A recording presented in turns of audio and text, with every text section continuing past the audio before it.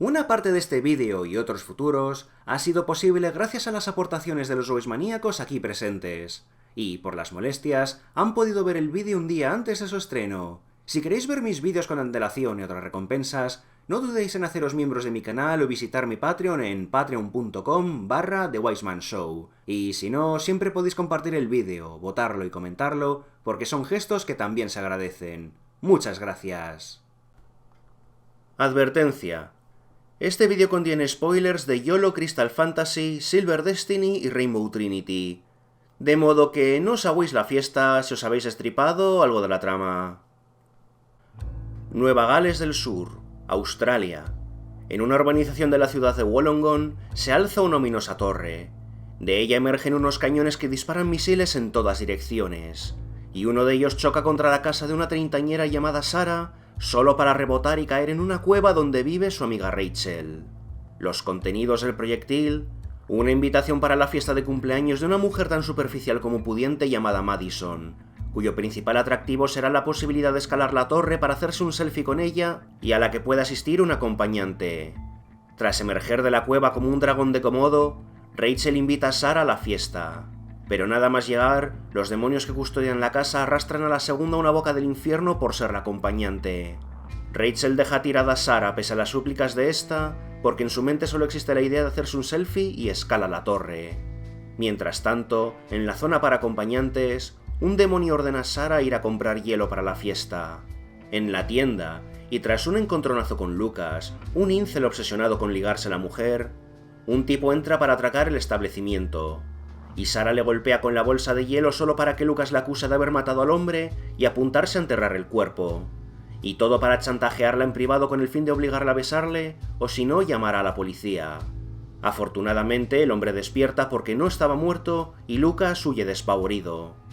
En la cúspide de la torre, y tras un intercambio extremadamente pasivo-agresivo, Madison acepta hacerse un selfie con Rachel, pero la espera para que funcione el móvil de esta de lo cascado que está la exaspera tanto que cuando le grita para que acabe es cuando le saca la foto.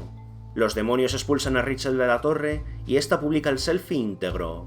Madison lo descubre y sufre tal arrebato de vergüenza que su cuerpo se retuerce sobre sí mismo y de una forma tan fuerte que literalmente implosiona, abriendo un agujero negro que absorbe a los demonios, la torre con la casa y hasta abre la boca del infierno, permitiendo a los esclavos escapar. Rachel y Sarah se encuentran de vuelta a casa. Rachel se escuda en una disculpa forzada ante Sarah solo para presumir del selfie. La amiga acepta la falsaria disculpa para halagarlo y juntas vuelven a casa. Y el capítulo termina en un cubo cósmico en donde Lucas conspira para seguir acosando a Sarah. Esto es, tal cual, un resumen del primer episodio de YOLO Crystal Fantasy, una serie de animación para adultos lanzada en 2020 de la mano de Michael Cusack, a quien recordaremos de series y obras como Smiling Friends, Buzzword Adventures o Koala Man. Y si he empezado por narrar la sinopsis de cómo comienza, eso es porque no existe mejor carta de presentación que aquello que puede mostrar por su cuenta. Luego está el resto de la serie, y por último está este mismo vídeo. De modo que, si os interesa la serie, habéis oído hablar de ella o os llama la atención en base a la sinopsis del primer episodio, genuinamente os diría que detuvierais este vídeo y vayáis a verla con los ojitos completamente vírgenes antes de que os destripe todo el asunto. Así de buena es. Y una vez la terminéis, podréis volver para que confirme lo que acabáis de ver y ya me lo pagáis con la visita en YouTube. La premisa de YOLO gira en torno a las peripecias que le suceden a dos treintañeras, Sarah y Rachel, que pese a su edad son auténticas adictas a irse de juerga y vivir en una especie de adolescencia perpetua por encima de cualquier otra obligación vital. Sin embargo, a cada garito al que van acaba sucediendo algún evento estrambótico y por lo general de proporciones apocalípticas. Dicho así, la primera impresión que genera es una reminiscencia a series como Historias Corrientes, en donde las ocurrencias del día a día acaban chocando con eventos mágicos y fantásticos. No negaré que las premisas en esencia son similares si cambiamos el contexto, pero al final YOLO sabe hacer mucho más con aquello de lo que parte, por la virtud de aprovechar para bien las libertades creativas que disfrutan las series de animación para adultos. Otra de las obras a las que evidentemente recuerda es a Smiling Friends, y no es para menos porque no solo Cusack es uno de sus co-creadores, sino que gran parte del humor absurdo, la mezcla de estilos de animación y jugar con el concepto de lo cutre y el feísmo visual de YOLO serán la base para Smiling Friends. Eso sí, No os creáis que esto es Smiling Friends con tías, puesto que YOLO ha logrado ser una sorpresa a la mar de agradable, incluso cuando Smiling Friends disfruta de su imagen de haber sido este repentino y genial cambio de paradigma que ha surgido del éter.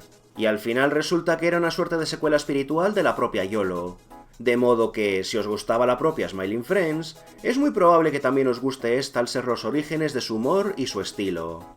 Y es una lástima tener que atar a YOLO a otra serie más popular cuando no solo surgió antes, sino también porque las comparaciones, aparte de ser inevitables, afean los méritos que consiguió por su cuenta la propia YOLO. Ahora bien, ¿de qué va el tinglado y por qué hay tanto nombrecito esotérico en el nombre del vídeo? La razón es que cada temporada de YOLO recibe un nombre distinto que las diferencia porque acaba siendo parte esencial de sus respectivas tramas. La primera temporada, Crystal Fantasy, apenas contiene trama unitaria de ningún tipo porque existe como una forma de presentarnos a sus protagonistas y los líos en los que se meten. Amén de que en su día esta era una serie corta autocontenida, y ha sido más recientemente, conforme a la publicación de este vídeo, cuando ha expandido su número de episodios y temporadas. Por un lado tenemos a Sarah, una treintañera que, pese a lo que disfrute de la juerga y quedarse atascada en la adolescencia, no puede evitar sentir la llamada de la responsabilidad y busca algo en la vida que no sea simplemente irse de fiesta. Y aunque nunca le dice que no a un planazo, poco a poco la vemos preferir otras cosas, como un capítulo que empieza como una salida campestre con su amiga antes de que ocurra lo inevitable. Come on down and you can win a free Tame Impala shirt. Tame Impala. Tame Impala. Yummy. T-shirt.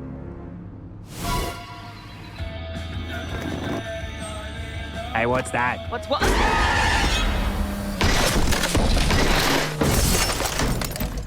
Es básicamente una persona que quiere, o que al menos siente que quiere, madurar, o al menos hacer algo de provecho con su vida, pero no ve los incentivos reales para ello, ni su contexto, la gente de la que vive rodeada, se lo permite. Y ya que hablamos de la gente que la rodea, después tenemos a Rachel. Cheese factory down here. Yeah, that's definitely been up there for a while. Rachel es el contraste de Sarah y el personaje que se lleva todas las atenciones al ser el centro de prácticamente todos los conflictos. Una amiga increíblemente tóxica, maleducada, grosera, impertinente, egoísta y superficial. Juntas forman un dúo dinámico en episodios cuyas tramas suelen ser cíclicas, pero no por ello menos sorprendentes gracias al humor absurdo y el espectáculo visual que forman las mezclas heterogéneas de estilos de animación y de dibujo. A cada capítulo van a una fiesta distinta, y mientras Sarah pretende pasarlo bien o encuentra una inspiración vital, Rachel acaba aguándole la fiesta por su comportamiento egoísta, destructivo y rastrero. Y entre medias no solo ocurre algún evento cataclísmico, sino que en ocasiones deberán lidiar con Lucas, el incel obsesionado con ligarse a Sarah y tenerla de trofeo. Lo más parecido a una trama unitaria sucederá en los dos últimos episodios de la temporada, en donde, tras ser expulsadas de una discoteca, Rachel se adentra en un bosque para mear y atraviesa un árbol de cristal para acabar atrapada en otra dimensión. Y su primer impulso es irse de juerga. Y, paralelamente, nos convertimos en testigos de cómo la vida de Sarah cambia tras la desaparición de su amiga. Primero como una tragedia al acabar teniendo que darla por muerta, y luego cómo mejora al encontrar una pareja, establecer una familia y encontrar una vocación que le llene. Resulta que en la otra dimensión el tiempo pasa a un ritmo distinto, y cuando Rachel la llama a las pocas horas, para Sarah han pasado muchos años. Y el malentendido acaba separando a ambas para que tengan unas trayectorias completamente opuestas. Sarah logra aprovechar su talento y sigue adelante con su vida, mientras que la obsesión por la juerga lleva a Rachel a la autodestrucción. Y todo para que de la nada aparezca una diosa de cristal y la salve como parte de una prueba que le había impuesto para que le confiese su apreciación a Sarah. La diosa rebobina el tiempo, las dos amigas se reencuentran como si nada hubiera pasado y juntas vuelven a casa. La segunda temporada, Silver Destiny, abre con Rachel y Sarah siendo reprendidas por la directora de su antiguo colegio después de amanecer tiradas en el patio de este. Y para desayunar asisten a una barbacoa en donde Sarah acaba impresionada con el jardín que un par de mujeres han establecido como su meca espiritual. Las dos amigas se unen a las ceremonias y, en un rito de meditación, Sarah tiene una visión en la que una deidad le inspira a crear un jardín. Por su parte, Rachel tiene la misma visión, pero ella vomita sobre el dios, matándolo accidentalmente, y un monstruo demoníaco ocupa el trono para inspirarla a convertirse en una emperatriz con cráneo malvado incluido. A partir de aquí, Silver Destiny nos presenta dos tramas paralelas. Por un lado, Sarah seguirá su inspiración para crear su propio jardín pese a las interferencias de su entorno, mientras que las obsesiones de Rachel por ser emperatriz las pondrán en peligro a ambas. A lo que se añade una tercera trama, la de Lucas, quien recibe la receta de una sirena para preparar una poción de amor con la que anular el consentimiento de Sarah, y cada episodio le acercará a sus respectivos ingredientes mientras se cruzan el camino de las dos amigas. La cosa es que la pasión por la jardinería de Sarah le lleva a querer compartirla con el mundo solo para recibir los constantes recordatorios de que el mundo ha seguido adelante sin ella. Mientras ella se iba de fiesta, sus antiguos compañeros de clase han hecho sus vidas, su hermana se ha casado, y lo único que le queda es una mala amiga que pasa de su culo cuando no le interesa. Por su parte, Rachel no solo acaba alienando a cada vez más gente en su búsqueda por el poder, sino que lo más parecido a alguien que la comprende es Megabilby, un megafauna prehistórico de un episodio en el que viajan atrás en el tiempo del que se enamora. Pero cuando un cometa arrasa Australia, este se sacrifica para ceder su cráneo de modo que ella pueda acercarse a su visión de emperatriz, lo que le rompe el corazón y la hunde en la miseria.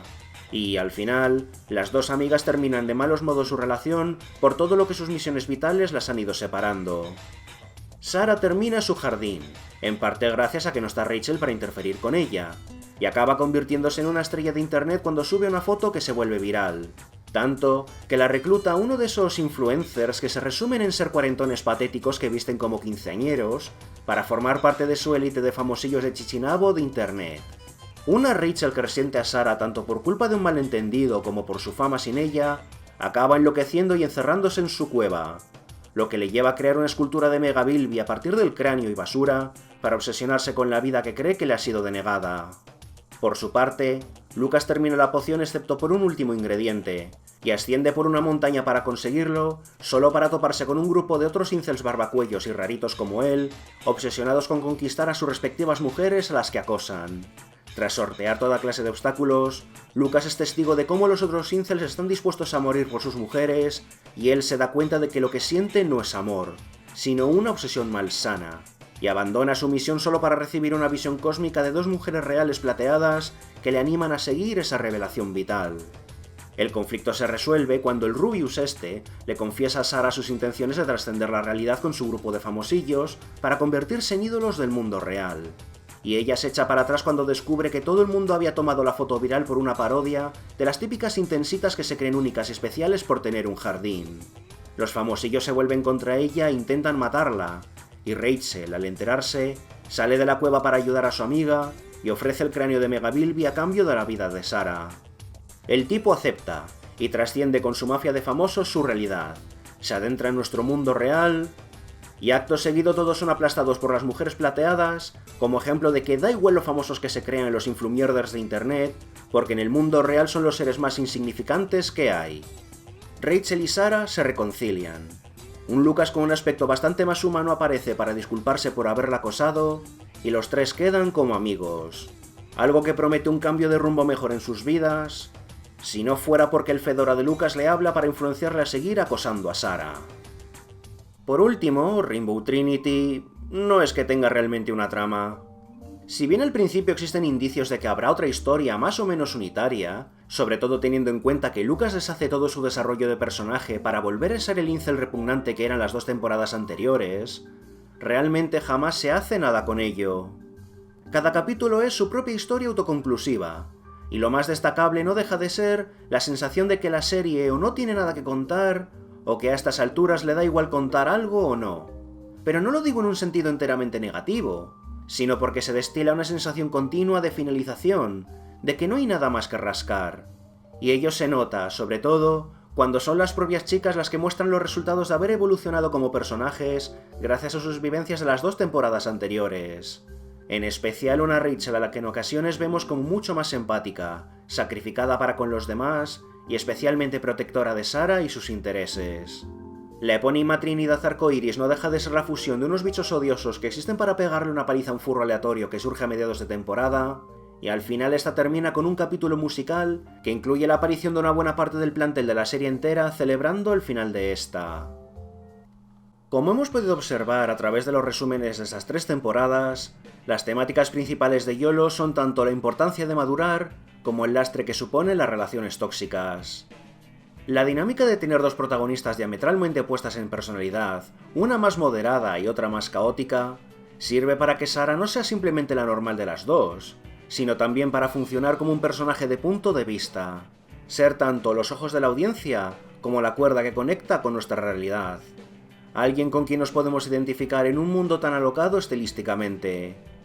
Por supuesto, la principal representante del caos, la toxicidad y la autodestrucción es la propia Rachel. Su egoísmo va más allá del simple egocentrismo, sino que está representado con toda la crueldad posible al no dudar jamás en utilizar a los que la rodean como herramientas para conseguir lo que quiere, especialmente a Sarah. Y al final vemos que la única forma que tiene de verla es tanto el saberse que está por encima de alguien y controlando su vida, como usarla de acceso a aún más fiestas. No obstante, conforme más avanza la serie, aun si al principio y casi siempre estos egoísmos se tratan de forma humorística, se nos van mostrando consecuencias cada vez más reales. Ya no es que Rachel se acabe interponiendo en las relaciones de Sarah, sino que literalmente la aísla de otras oportunidades sociales y hasta sus aspiraciones, de la misma forma que lo haría una persona tóxica del mundo real.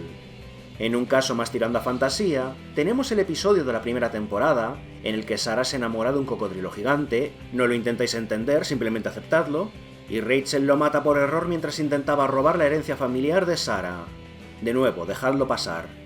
Comparadlo y contrastadlo con el episodio de la segunda temporada de la reunión de antiguos alumnos de clase en el jardín de Sarah, algo que acaba teniendo como resultado que ella descubra que, si Rachel es lo más parecido a una única amiga que tiene, es porque ella la ha estado aislando a través de tratar como la mierda a los que rodeaban a Sarah, de modo que sus compañeros cortaron relaciones con Sarah con tal de no tener que lidiar con Rachel, y al final Sarah es la que ha sufrido las consecuencias de ello.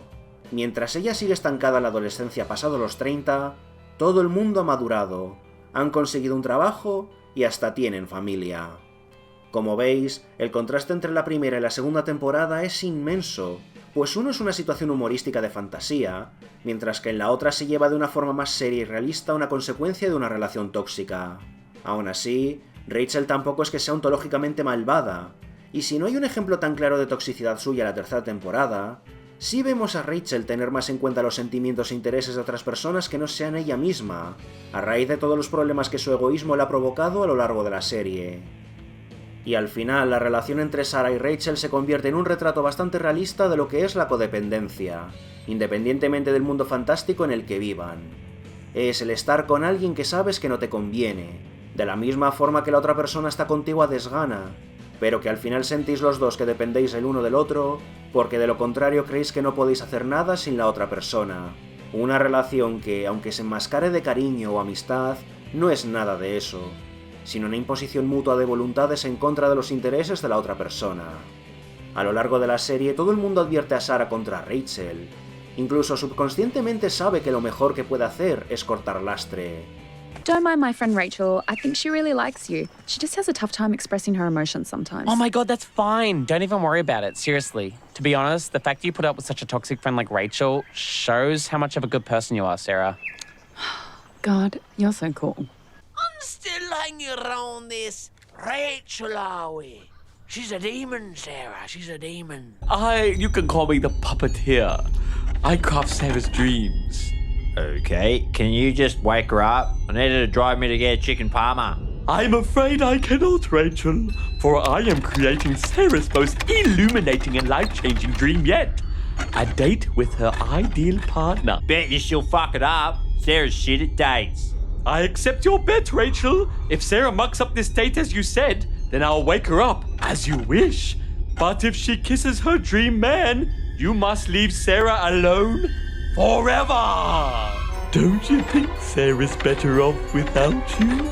No, we're fucking besties. No, Rachel, stop! Sarah never dreams anymore because of you! That's because she's too busy having fun with me. Exactly! I haven't been able to craft a dream in years. The late night partying, the drinking, the drama. What do you mean? I fucking hate drama. Sarah's about to get her kiss, and when she does, she'll be inspired to leave Wollongong. This is everything Sarah's ever wanted. Don't you want your best friend to be happy? pero ella hace caso omiso porque siente que sin ella se encontrará completamente sola. Tal cual, es incapaz de darse cuenta de que en situaciones como esta, es mejor estar sola que mal acompañada. Y es algo que continuamente se le demuestra cuando vemos que, sin Rachel poniéndole la zancadilla o influyéndole negativamente, Sara es capaz de encontrar sus propios intereses, medrar en sus talentos y triunfar por su cuenta. Al mismo tiempo de que vemos cómo Rachel, cuando no tiene a nadie a quien tiranizar, siempre acaba sola y autodestruyéndose. Pero esto no se reduce simplemente a Rachel, sino que su perfil de persona emocionalmente dependiente acaba atrayendo a Sara a otras influencias nocivas.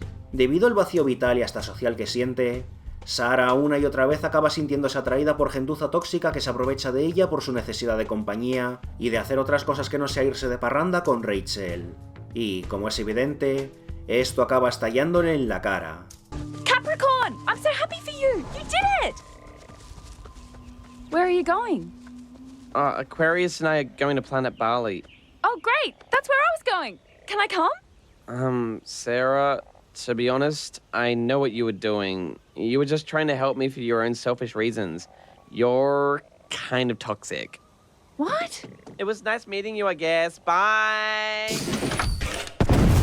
How am I supposed to get home? Was all that true? I thought you were my boyfriend. Didn't we have something special? I guess people can get hurt in a revenge story. At least you can say you're part of my epic quest. Woo! Hey, Sarah! Oh my god, it's been so long since I've seen you. Hey, Trisha. This is my bestie, Rachel. So nice to meet you. Oh my god. Sorry that you have the new job to be Sarah's bestie now. Asimismo, la importancia de madurar no solo está ligado a la relación entre Sara y Rachel o de Sara con otros personajes, sino que vemos a lo largo de la serie cómo otra gente ha madurado o evolucionado hasta de forma literal ante los ojos de estas. Y tal vez uno de los mejores ejemplos tanto para bien como para mal es Lucas, quien empieza como una parodia de los incel barbacuello con fedora y se pasa gran parte de las 2 primeras temporadas obsesionado con Sara, destacando su ambición en la segunda de hipnotizarla mediante una pócima para tenerla bajo su control. Pero cuando se da cuenta de los extremos a los que está llegando y las ramificaciones de su propia obsesión, decide dejar esa vida atrás, momento en el que es retratado de una forma mucho más humana. Por desgracia, Lucas también sirve de contraste para las historias de autosuperación de Yolo. Pese a sus mejores esfuerzos, sus impulsos siguen aún latentes y, en una mezcla entre el statu quo de las series de animación y el realismo más descarnado, algo que a continuación explicaré, al final Lucas vuelve a las andadas, deshace todos sus progresos y vuelve a convertirse en una parodia de incel barbacuello aún si sigue admitiendo que tiene un problema. Wait! Sorry, I realize now why I wanted to turn Sarah small. It was because if she's small, I feel bigger. And if I feel bigger, it makes me feel like I'm heard as a human being. Y pese a que no sea un cambio que me guste, sí reconozco 2 cosas. La primera es que, como Lucas no ha sido más que una parodia de una subcultura tóxica, quitarle su único rasgo de personalidad borra su caracterización, de modo que el statu quo acaba preservándose porque se ve que con Lucas no iban a llegar a ninguna parte. Y la segunda es que, de forma realista, esto suele suceder. Cuando una persona vive tan consumida por sus vicios y defectos, a lo mejor puede darse cuenta de que tiene un problema y hacer amagos para cambiar. Pero si no está dispuesto a dedicarse a ello, si se rinde ante lo que cuesta un cambio de estilo de vida, al final inevitablemente acaba recayendo, porque reconocer que tienes un problema no es la solución, sino el primer paso, y Lucas se convierte en la excepción que confirma la regla. Claro, tampoco voy a pillarme los dedos. Este vídeo lo he hecho recién ha terminado la 3ª temporada de YOLO. Ahora mismo es imposible saber si habrá más temporadas que exploren a Lucas, si todo terminará con una gran película o vete a saber. Pero en estos momentos, tal cual, las cosas son como son. Bien alejados de los momentos de personajes, otros de los elementos que hacen a YOLO tan única no dejan de ser su estilo y su humor. YOLO presenta un estilo de dibujo y animación tradicional que de vez en cuando se va mezclando con otros estilos que enfatizan la extrañeza de dicho mundo. Aparte de que también es capaz de jugar con lo cutre, como personajes desdibujados, capas deslizándose sobre fondos para evitar animar a nadie, o movimientos increíblemente fluidos venidos de la nada que contrastan con el estatismo del resto de la serie, a lo que se suma una enorme presencia del feísmo para resaltar lo grotesco y hasta lo siniestro a modo de gags visuales. Y es que el propio humor de YOLO va entre el humor negro, la parodia, el absurdismo y un aprovechamiento de lo desconocida que nos es al resto del mundo la cultura australiana para incluir una suerte de costumbrismo de dicho país que mediante el choque cultural incide en las sensaciones de humor absurdo. Aun si el humor es algo subjetivo, en muchas ocasiones acierta porque hasta puedes ver los mecanismos humorísticos de cada chiste, parodia o hasta gag visual, entre otras porque sabe ser inesperado y llevarte por una tangente salvaje antes de volver a la trama. Hello! Ooh, and who might you be? I am the bee boss, and you're in my bee dungeon. And we literally have to battle now, cause I'm the bee boss. Ma-ma-ma-mooma, me-ma-me-mooma. Shut the fuck up and let us through the door, dickhead. No! We must battle turn-based style. Oh, that's cool. Yeah, let's do that. Turn-based, yeah. What the fuck is going on?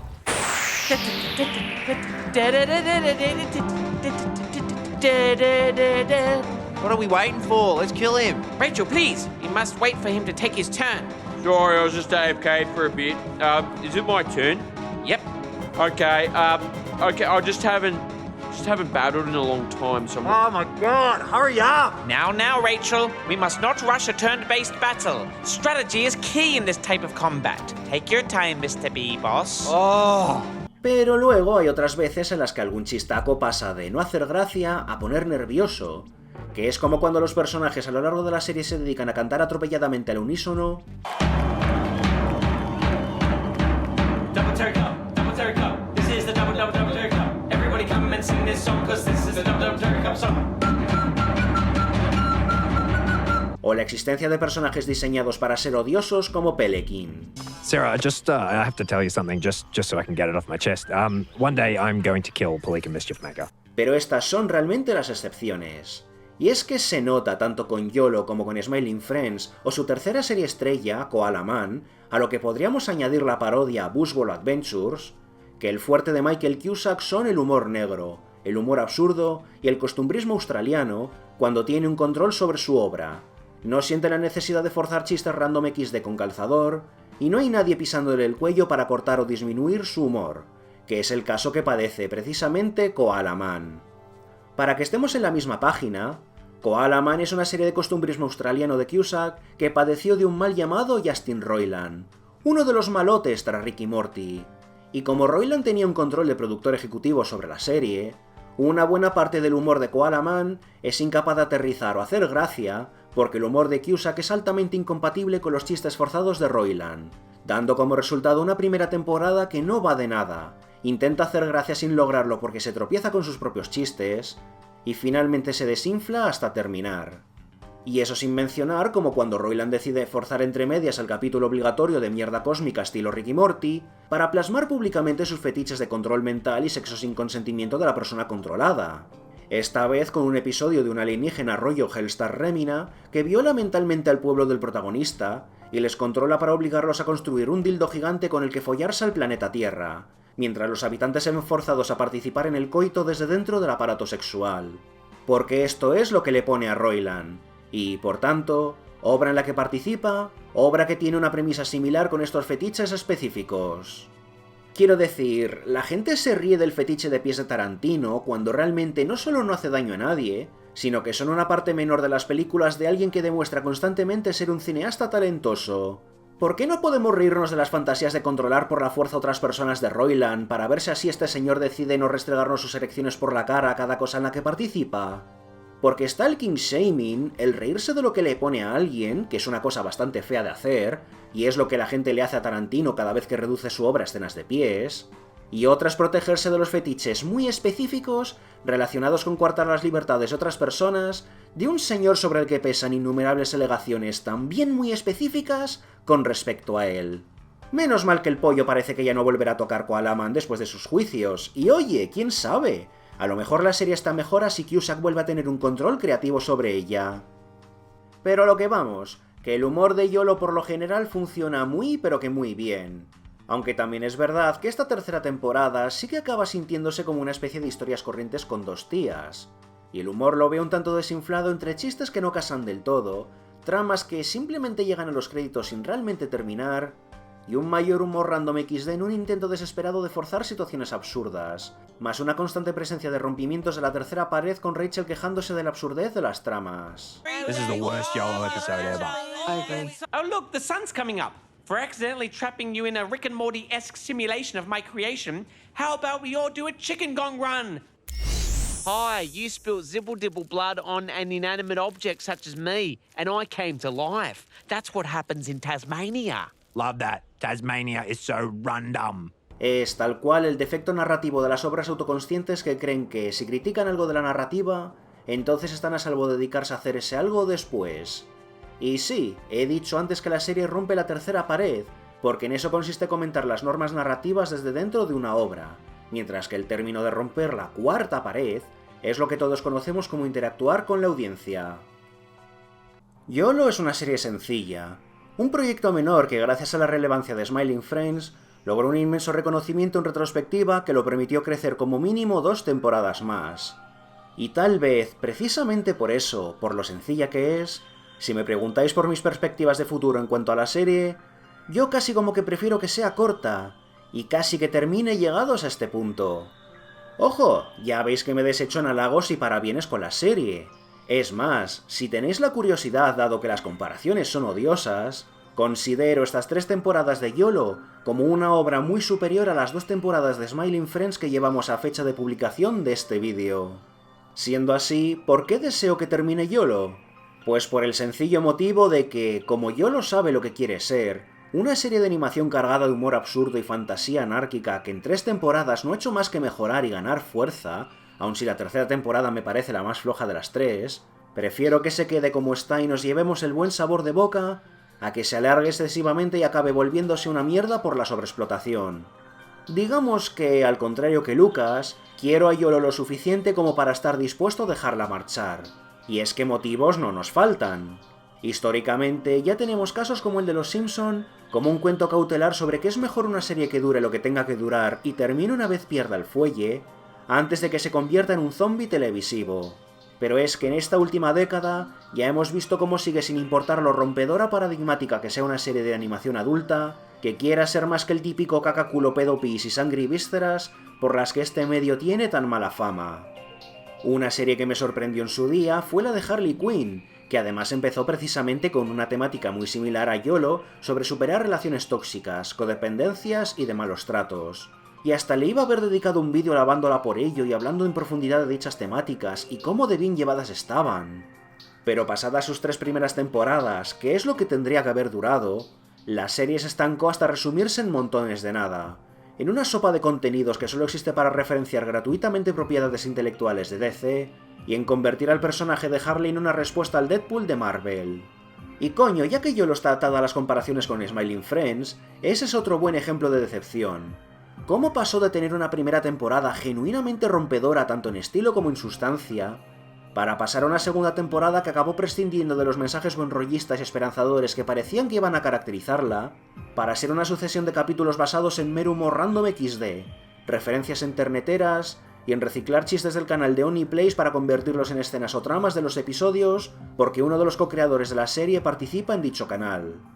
Que ojo, sí, de estas cosas también había en la primera temporada, pero siempre como una mínima parte y dentro de un humor por capas que no alienara a nadie, porque había algo para todos en la miríada de detalles, en la variedad del humor y en los mensajes que lanzaba. Y precisamente, ya que hablamos de mensajes positivos y buen rollismo, es una lástima que esto fuera lo primero que lanzaron por la borda para la segunda temporada de Smiling Friends. No sé, llamadme loco, pero decir en inserte aquí año actual que si un hombre se echa novia, prefiere pasar tiempo con ella por ser su pareja y adapta su estilo de vida para acomodarla a ella, ¿eso se debe a que la mujer es en realidad un literal súcubo que quiere robarle el alma? Ya no es que sea rancio y tóxico de cojones, sino que es precisamente el mismo tren de pensamiento por el que actuaría un antagonista de la primera temporada de Smiling Friends y sería castigado por ello. Y eso es como la punta del iceberg. Y sí, a lo mejor resulta que se redime en una tercera temporada, o tal vez no. Pero al final el caso es ese, que hay que saber cuándo dejar que las cosas terminen. Luego hay otro problema, aun si este no es culpa directa de la serie. Aun si Rachel es un personajazo, Por desgracia, en los tiempos en los que vivimos, en los que la alfabetización mediática está por los suelos, y está de moda ensalzar a gentuza aun si están representados como perdedores, solo basta con que la peña equivocada se fije en ella para convertirla en otro ídolo mediático que destile los mensajes opuestos de lo que la serie propone. Y esto no es un caso como el de Eric Cartman en South Park, que pasó de ser el mayor fracasado tanto del pueblo como de la serie y un ejemplo que evitar, a ser romantizado por la propia obra como un genio del mal, un carismático ídolo de masas y un malote tope edgy y molón gracias a su crueldad.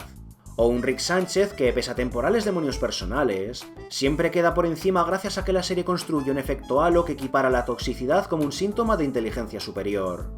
Sino que hablo más bien de un caso como el de BoJack Horseman, un personaje constantemente condenado y hasta vapuleado por su propia narrativa para exponerlo como el pedazo de mierda que es.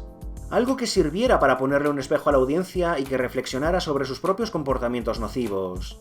Y todo para que esa misma gente sacara la conclusión opuesta, se sintiera representada y se viniera arriba con su toxicidad. Lo que llevó a la serie directamente a darle la patada narrativa y terminar fulminantemente al haber visto fracasar aquel experimento mediático.